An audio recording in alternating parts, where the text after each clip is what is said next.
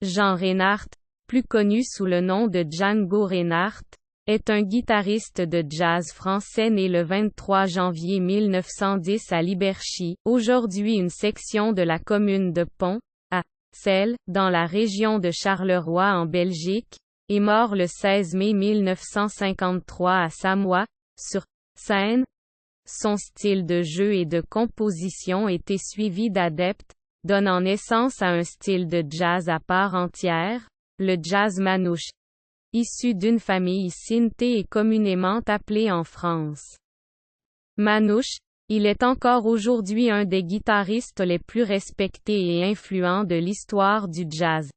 Grièvement blessé dans l'incendie de sa roulotte, il garde toute sa vie les séquelles de ses brûlures à la main gauche qui l'obligeant à trouver une nouvelle technique et à jouer dans un style si particulier que ses adeptes des générations suivantes poussent l'idolâtrie jusqu'à s'entraver les doigts pour reproduire son infirmité et sa technique. Plusieurs de ses descendants sont devenus guitaristes. Lousson Reinhardt, son fils aîné issu d'un premier mariage, 1929-1992, Babik Reinhardt, son second fils, 1944-2001, et David Reinhardt, son petit-fils, fils de Babik, ainsi que Levi Sadell Baumgartner descendant de Lousson. Biographie. Une jeunesse en roulotte. Jean Reinhardt naît dans une roulotte stationnant à Liberchy, en Belgique, où il est déclaré, selon son acte de naissance, fils de Jean-Baptiste Reinhardt, et de Laurence Reinhardt, originaire d'Alsace. Son père, Jean-Baptiste Eugène Weiss, violoniste et pianiste ambulant de son état, ne signe pas de son vrai nom le certificat de naissance afin d'échapper à la conscription militaire française.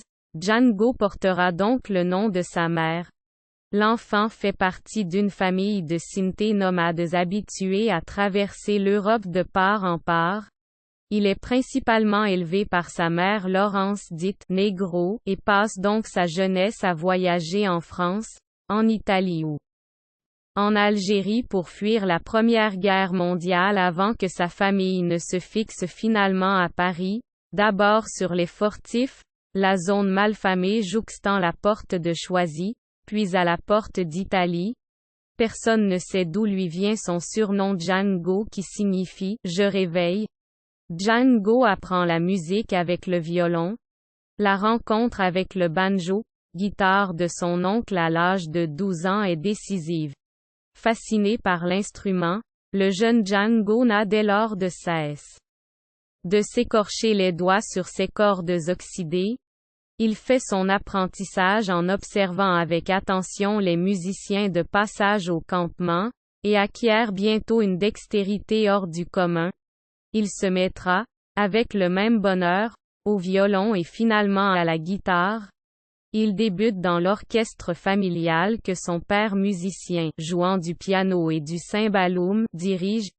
Vers l'âge de 12 ou 13 ans, il joue du banjo, guitare dans les cours d'immeubles, dans la rue puis dans les cabarets et bals de Paris, ainsi que dans les demeures des gens aisés, tout en continuant de jouer surtout pour son propre plaisir.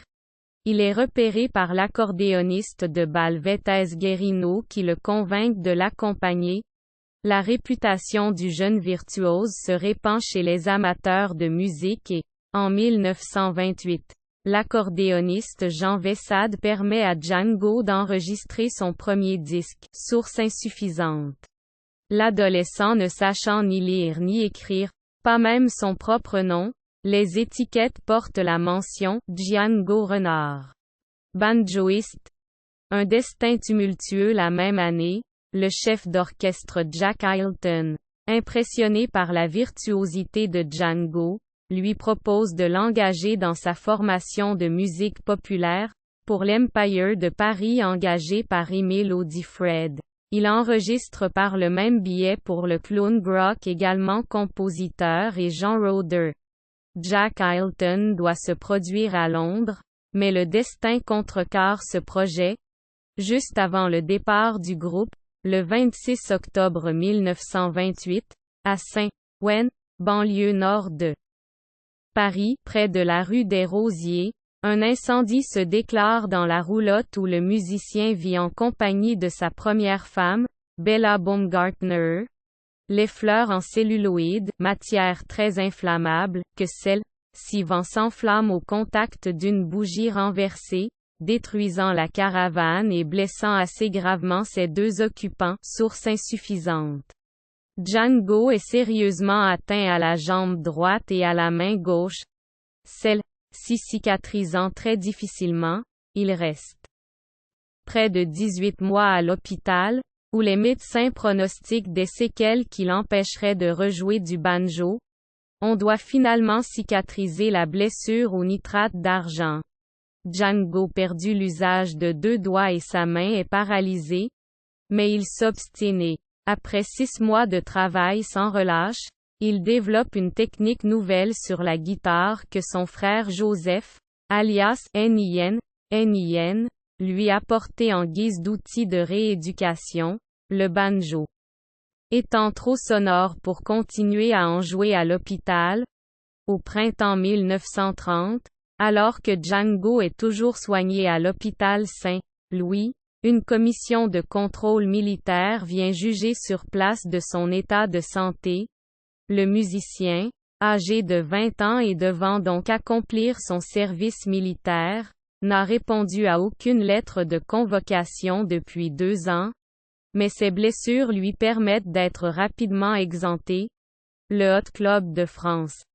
Gloire dans un monde en guerre. À sa sortie d'hôpital en 1930, Django Reinhardt développait une toute nouvelle technique guitaristique, d'autant plus exceptionnelle qu'elle n'emploie que 2 doigts de la main gauche, index et majeur, pour les solos.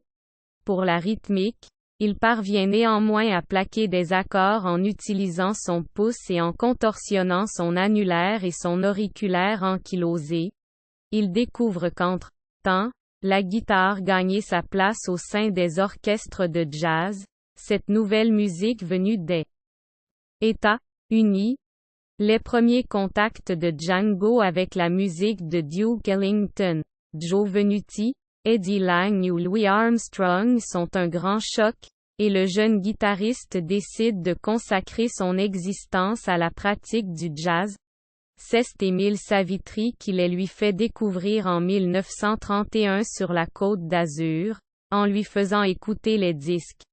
Django joue au Coq Hardy de Toulon puis au Lido et au Palm Beach de Cannes avant de rentrer à Paris où il joue à la boîte à matelot, et fréquente les jazzmen Stéphane Mougin, André Ecaillon, Alix Combel à la Croix du Sud.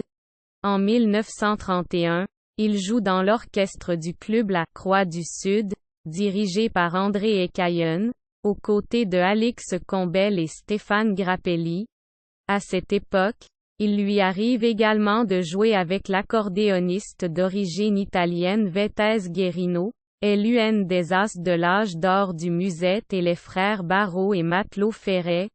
Avec Stéphane Grappelli, il fonde en 1934, grâce à Louis Vola, le quintet du Hot Club de France.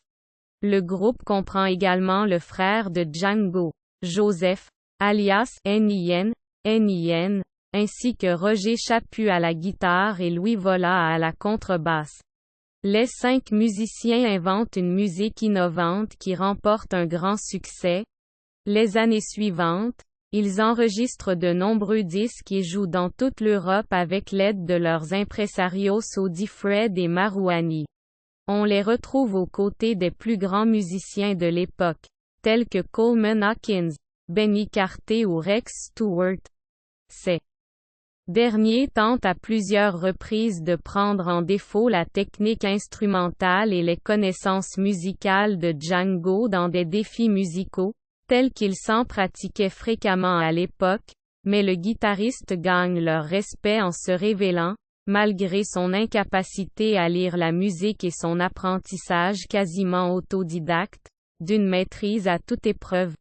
C'est ce talent qui convaincut le chanteur Jean Sablon qu'il l'engage et l'impose dans les studios d'enregistrement dès 1933.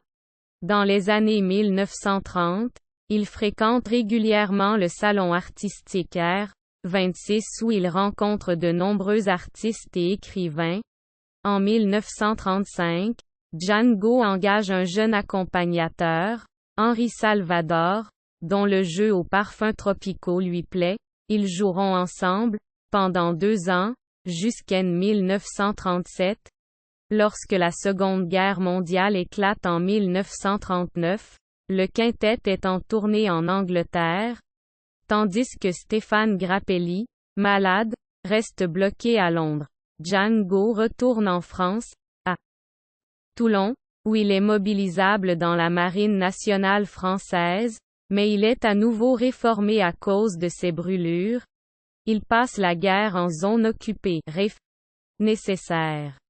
On le retrouve sur la Côte d'Azur dans le programme du Jean-Yves Montand, dans la revue Un soir de folie du producteur Émile Audifred.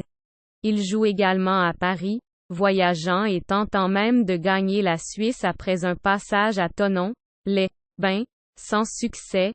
À noter que sa sœur, Sarah, est décédée à Thonon, les Bains et été inhumée dans une tombe de marbre rose en forme de guitare, aujourd'hui disparue, nécessaire.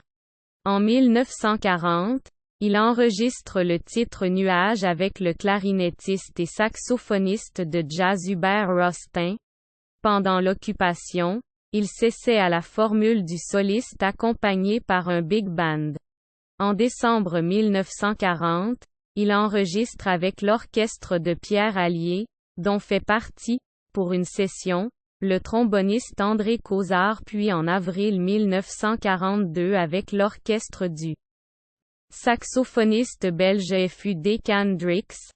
En 1943, il épouse, à Salbris, Sophie Ziegler, sa seconde femme, dont il aura l'année suivante un fils, Babek Reinhardt, qui deviendra à son tour un grand guitariste. Mais à la fin de cette même année, ne se sentant plus en sécurité à Paris, il décide de partir en Suisse. Arrêté par des gardes frontières suisses, il se voit intimer l'ordre de rentrer à Paris. Django s'exécute et, une fois revenu dans la capitale, il ouvre un club chez Django Reinhardt, et forme un nouveau quintet avec Hubert Rostin à la clarinette et Pierre Fouad aux percussions. Cette formation bénéficie de la vogue du swing et le morceau Nuages devient un tube. À la Libération, il retrouve Stéphane Grappelli avec lequel il improvise sur une Marseillaise qui restera célèbre, comme pour celle de Gainsbourg quelques décennies plus tard. Cette version fit scandale à l'époque. À ce moment, là il fait jouer à la chapelle de l'Institut des jeunes aveugles de Paris, Requiem à mes frères tziganes, Mesquill avait composé durant l'occupation et dédié aux victimes du génocide tzigane. Ce fut la seule fois que cette œuvre magistrale et exceptionnelle, car sortant de son répertoire habituel de jazz manouche, fut jouée, car par la suite la partition était égarée. Il n'en subsiste aujourd'hui que quelques portées. Il est ensuite l'un des premiers en France à comprendre le bebop, cette révolution du jazz venue des États-Unis.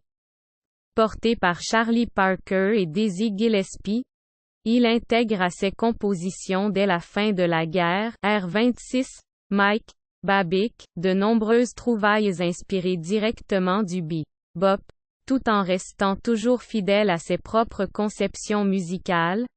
La déception américaine après la guerre, le Hot Club de France reprend enregistrement et tournée. En 1946, une tournée aux États-Unis donne enfin à Django l'occasion de jouer aux côtés de Duke Ellington. Les deux musiciens s'étaient rencontrés en 1939 lors d'une tournée de Duke en Europe et désiraient depuis lors jouer ensemble, mais cette association n'est pas celle dont Django avait rêvé, source insuffisante. Ne parlant pas anglais, habitué à la liberté de sa vie nomade, Django peine à s'habituer à la discipline très stricte des big bands.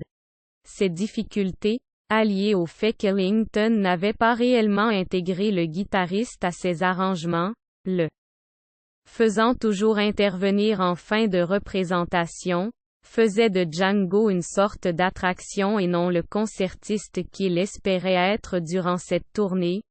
La déception sera rude de n'être pas reconnu comme le plus grand, surtout lors du concert avec Duke au Café Society de New York, le premier cabaret qui pratiquait l'intégration raciale aux États-Unis. Cependant, son passage fait toujours sensation. Le groupe tournait dans tous les États-Unis, ainsi qu'au Canada, et la présence de Django était exceptionnelle pour les amateurs. Il était la seule vedette de jazz non-américaine, avec Grappelli. En arrivant à New York, Django cherche à rencontrer Charlie Parker, Dizzy Gillespie, Thelonious Monk, sans résultat, ces derniers étant alors chacun en tournée. Il gardera de cet épisode une certaine amertume, et il s'éloigne peu à peu de la guitare, se consacrant de plus en plus à ses autres passions, la peinture, la pêche et le billard, source insuffisante.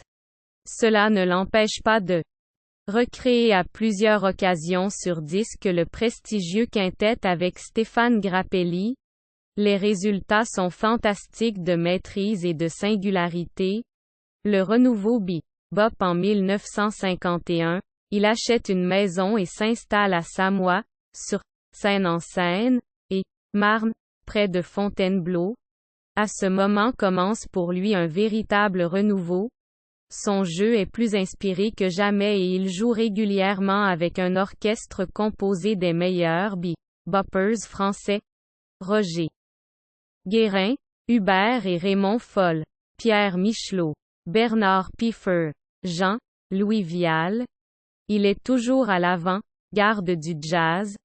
En 1953, Norman Granz fait part à Django de son désir de l'engager pour les tournées du Jazzat de Philharmonique. Le producteur français Eddie Barclay lui fait enregistrer 8 titres, en guise de carte de visite pour les amateurs américains. Ces 8 morceaux exceptionnels marqueront irrémédiablement les amateurs de jazz et surtout les guitaristes du monde entier, qui s'inspireront des décennies durant du jeu d'un Django très en avance sur son époque. Django enregistre son dernier disque le avril 1953, avec Martial Solal au piano, c'est l'un de ses premiers enregistrements, Pierre Michelot à la contrebasse, Fats Sadi l'allemand au vibraphone et Pierre Lemarchand à la batterie. Il meurt un mois plus tard d'une hémorragie cérébrale dans sa modeste maison de Samoa, sur Seine. Le lendemain, son épouse brûle tous ses effets personnels, selon un vieux rite tzigane qui consiste à effacer toutes les traces du défunt.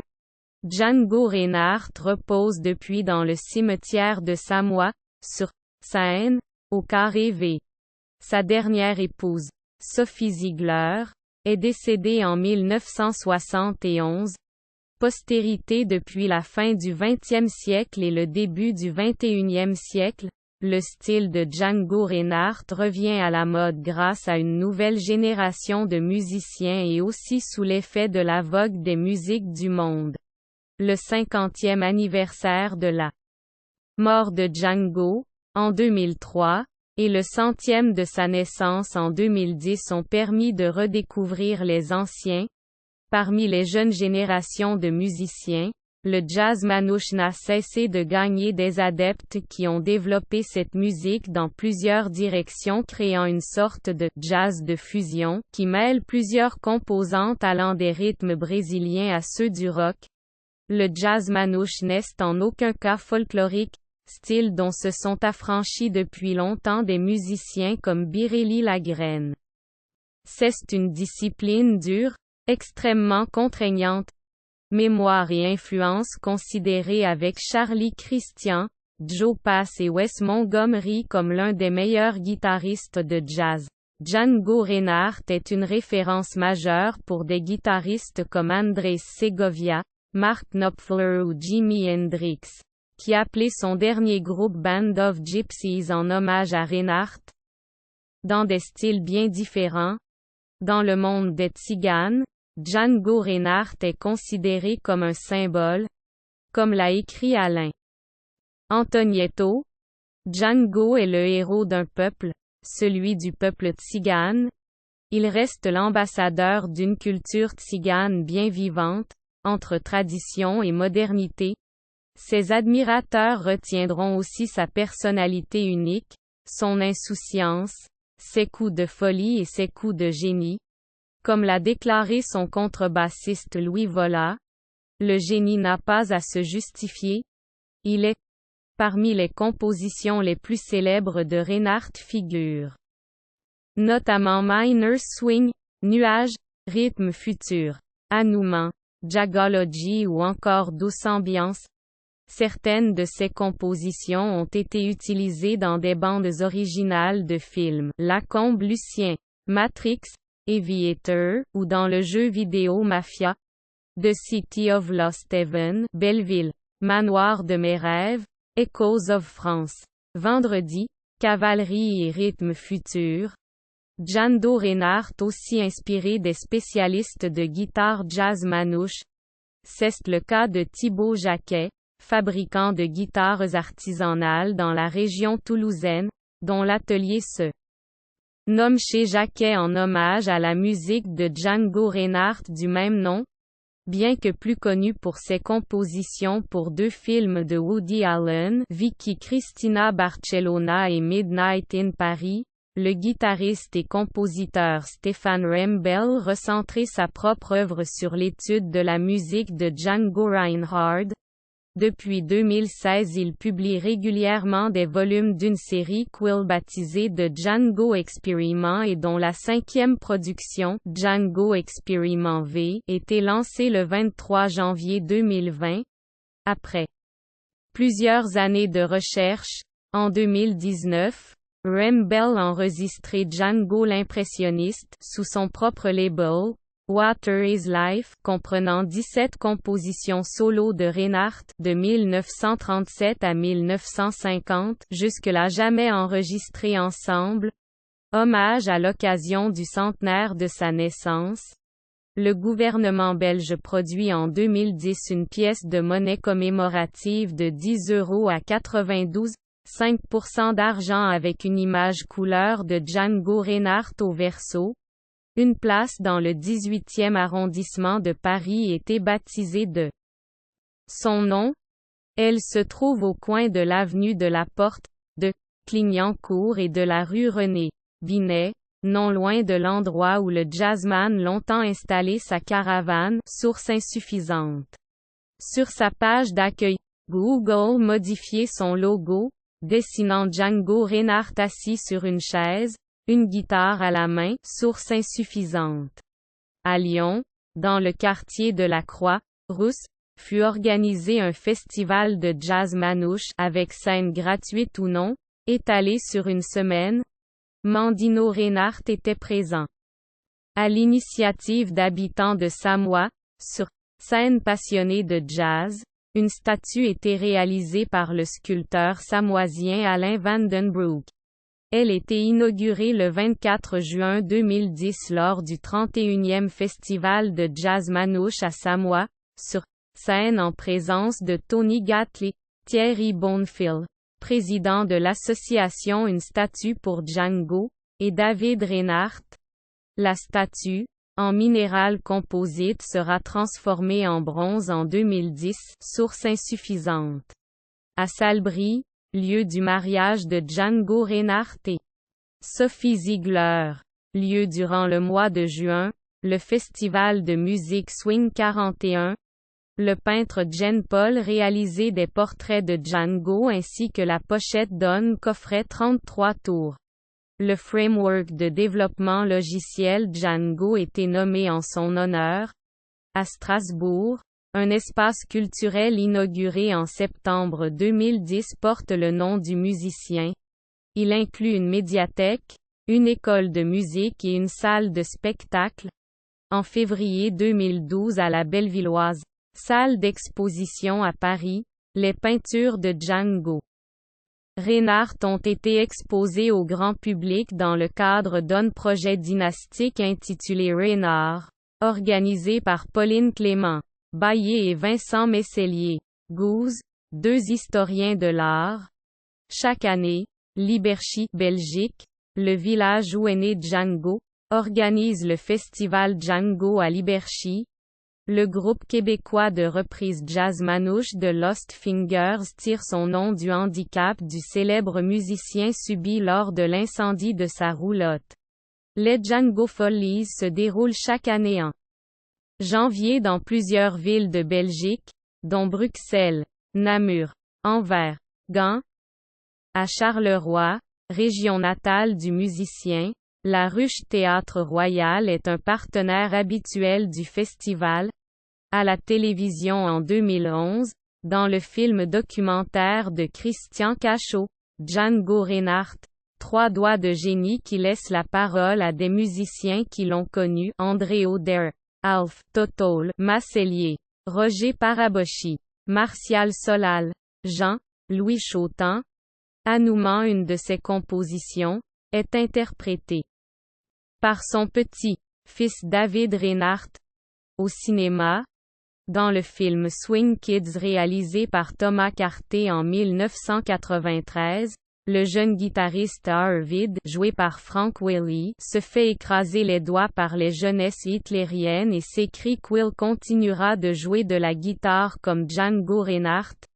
Dans le film Gainsbourg, Vie héroïque, le double de Serge Gainsbourg lui montre comment jouer comme Django avec seulement 2 doigts. Dans le film Hugo Cabret, on aperçoit Django Reinhardt à plusieurs reprises, jouant dans un café de la gare de Paris. Django est évoqué comme modèle dans le film de Woody Allen Accords et désaccords de 1999 avec Sean Penn. Django, film réalisé par Étienne Comar sur un épisode de la vie de Django Reinhardt, interprété par Reda Kateb, sorti en France le 26 avril 2017. Pour les besoins du film, l'œuvre perdue de Django Reinhardt Requiem à mes frères tziganes était reconstituée et parachevée par Warren Ellis, avec l'aide de David Reinhardt, et est entendue comme générique de fin. Le festival Jazz à Saint-Rémy rendu hommage aux créations en offrant Django Revisited Big Band. Quoi? Musée et exposition Musée Django Reinhardt. Chaque année, depuis 2010, ce musée situé à Liberchy, Belgique, la ville natale de Django, ouvre ses portes durant tout un week-end à l'occasion du festival annuel de jazz Manouche, Django à Liberchy. La donation du journaliste belge Marc Danval présente de nombreux documents d'époque, disques 78 tours et 33 tours, photos, revues, et une iconographie détaillée retrace chaque étape de la vie du musicien. En 1964, une guitare Selmer, petite bouche modèle 503, ayant appartenu à Django fut offerte par Sophie, sa dernière épouse, au Musée de la musique à Paris où elle est exposée dans la collection des instruments à cordes. Du octobre 2012 au 23 janvier 2013, une exposition multimédia incluant également des mini-concerts de jazz.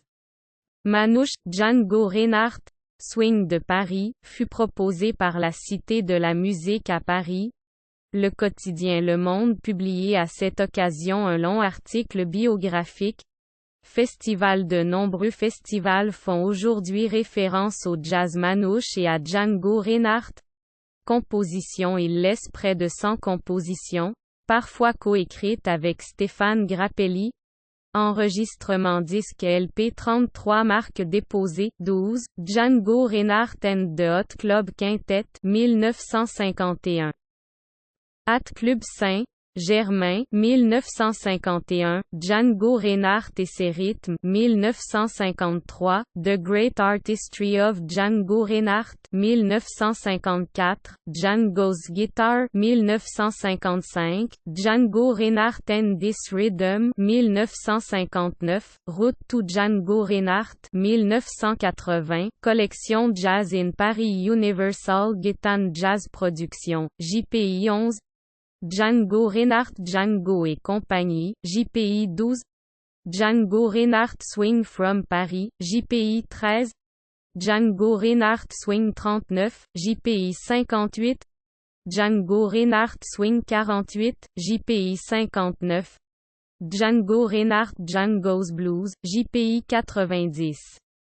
Django Reinhardt Nuit de Saint-Germain-des-Prés, JPI 91 Django Reinhardt Nuages, JPI 102 Django Reinhardt Place de Beaucaire Compilation intégrale Django Reinhardt Intégrale Django Reinhardt AXX 19341953, 20, C, D Paris Frémaux et Associés FA 302 FA 315 1997 Rétrospective Django Reinhardt 1934 53e 3 CD Saga Distribution Universal 038, 16-12 Djangologie 20 CD remasterisé 19 281 950 EMI France 2009 Partition Billman Pete Django Reinhardt de Definitive Collection 20 transcriptions et tablatures. Milwaukee, Wisconsin, Al Leonard, S.D. Reinhardt, Django. Treasury of Django Reinhardt Guitar Solo. Milwaukee, Wisconsin, Al Leonard, 1985. Reinhardt, Django, Undiscovered, inédit, transcription. East Sussex, Barnes Music Engraving Limited, 1988. Roman.